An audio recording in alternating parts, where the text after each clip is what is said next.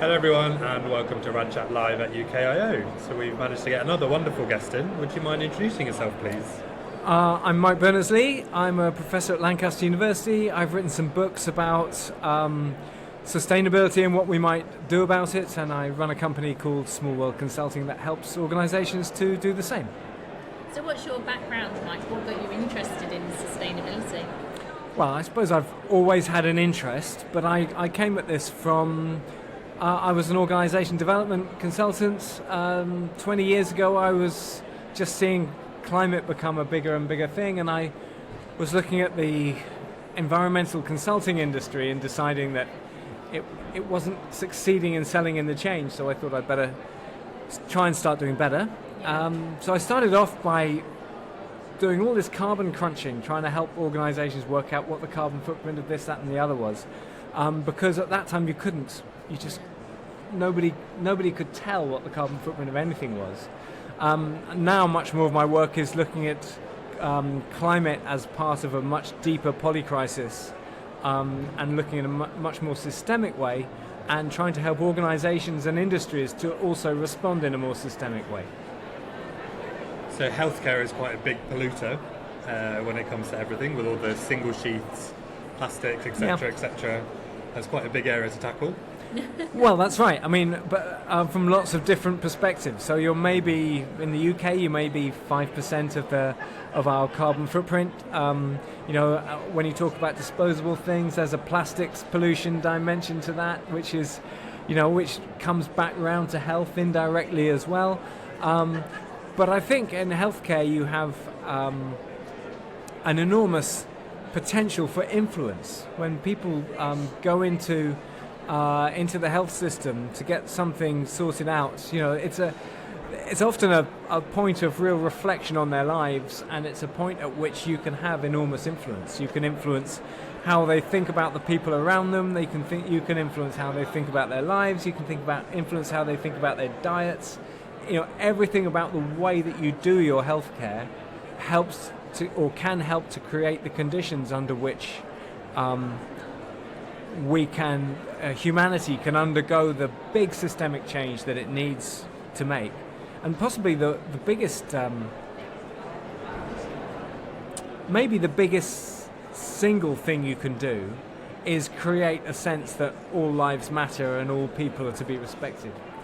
Because that's something that we've got to have at the global level. So from a healthcare professional's perspective, what is it that we can do to help with sustainability, even in a small, impactful way? Well, it's different for everyone, depending on the exact nature of your job. But, obviously there's a sort of physical side to it. So if you've got a chance to influence, how much disposable stuff gets thrown in the bin, and or how energy efficient your hospital is or something, that's clearly a point of very obvious intervention. And if you can make it clear to healthcare users that that's what you're doing, then that actually sends out a ripple effect. And and there's a side around food and diet where you can be hugely influential. But beyond that, what I would say to every healthcare professional is we've all got a collective responsibility to change the narrative on this and get the change that we need. So in every single meeting that you're in, make sure that everything that is said is commensurate with the context of a polycrisis that we are heading towards. And if anything is kind of disconnected or incongruous with that, then just challenge it, because a lot of what we hear on the radio in the morning, is not actually in tune with that. And it's suggesting to us that the appropriate response to all this is just to ignore it. And we've got to snap out of that, right? Humanity has got to wake up. So I'm encouraging everybody to be a bit brave and bring this to the table in all our meetings and even in our conversations with our friends and family, which I know is, can be challenging as well. But, we have to wake up, otherwise it's going to be nasty for us. So I have a question for people like us who we clean out our plastic before we put it into the recycling, we do everything right. But then when I look out the window in London, I look at my neighbours who then go and chuck tyres in the general waste or other stuff. How do I stay motivated to keep looking after the environment when all these other people just, quite frankly, don't care? Well, model it through your behaviour. I mean, I think that can be really influential. I used to, my cycle to work goes along a canal, and it used to be full of litter. And I went on a campaign with somebody I worked with that over the period of months we just cleared it up. We just picked up everything we could see, and we cleared this whole 3.5 mile thing. And it's amazing how, in the course of it, I was a bit embarrassed. I tended to want to do it when no one was looking, but we found other people doing the same, and the litter has never come back. And it's amazing how it kind of, the message got out there. Regenerates an area almost. Yes. And then there's a challenge for you, is there a way that you can, in a nice, friendly way, talk to your neighbours in a way that doesn't alienate them, isn't accusatory, but does make them think about it slightly differently? You know what I mean? We've all got to learn how to have this kind of influence. The last time I did, they threw a nappy on our car.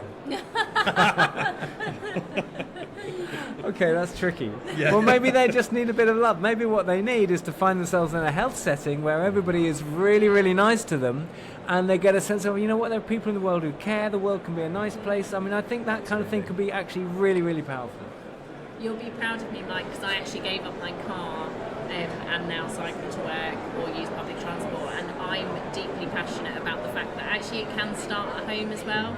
Yeah. So, sometimes I've met people who are doing fantastic things at work, but then when you talk to them about their home life, they've maybe not made as many changes because they don't think it's substantial enough. And I'm always like, no, because every little bit will help and contribute. Sure. And now that you cycle to work, is your life better or worse as a result? Absolutely. I've got better mental health as a consequence of doing exercise in the morning.